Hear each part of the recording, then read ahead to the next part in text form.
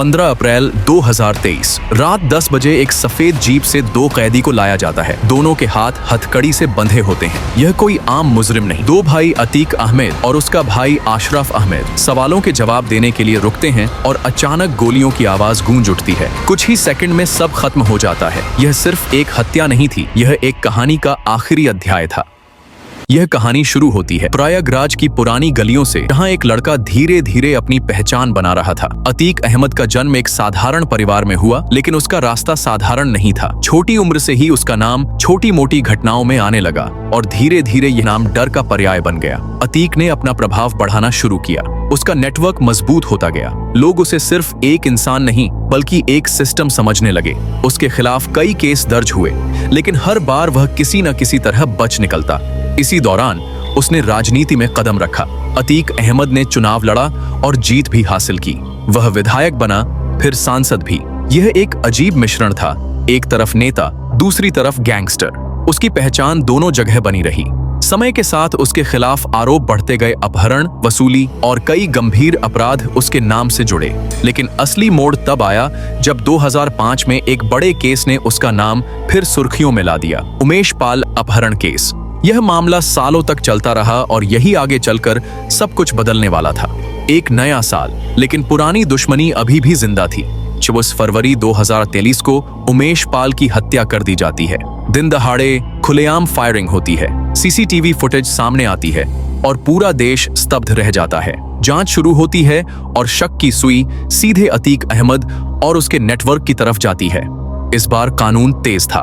Police ने तुरंत कार्रवाई की। अतीक अहमद उस समय गुजरात की साबरमती जेल में बंद था। उसे वापस उत्तर प्रदेश लाया गया। रास्ते भर मीडिया उसकी हर गतिविधि को कवर करती रही। पुलिस कस्टडी में उससे लगातार पूछताछ होती रही। इसी दौरान उसका बेटा असद अहमद पुलिस मुठभेड़ में मारा जाता है। यह उसके लिए एक बड़ा झटका था। एक तरफ बेटे की मौत, दूसरी तरफ कानून का दबाव।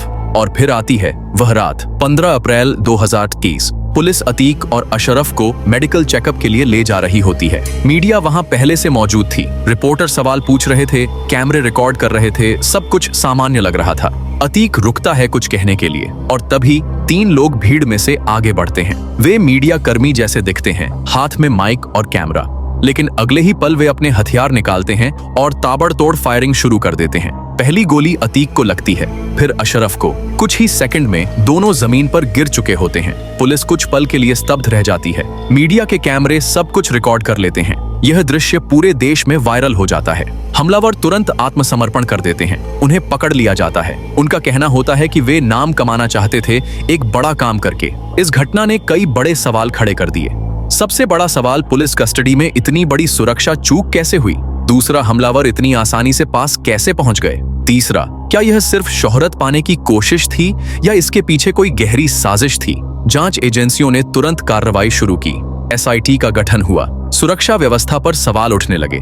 सरकार ने भी इस घटना को गंभीरता से लिया। लेकिन इस कहानी का एक और पहलू भी है। अतीक अहमद की जिंदगी ताकत और डर का एक सफर थी। उसने अपनी दुनिया खुद बनाई, लेकिन उसी दुनिया ने आखिरकार उसे घेर लिया।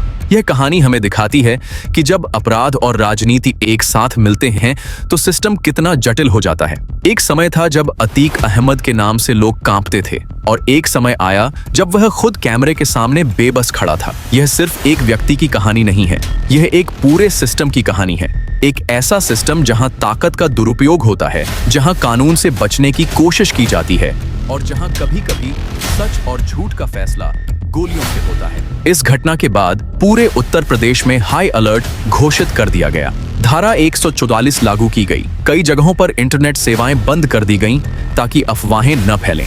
मीडिया ने इस केस को लगातार कवर किया।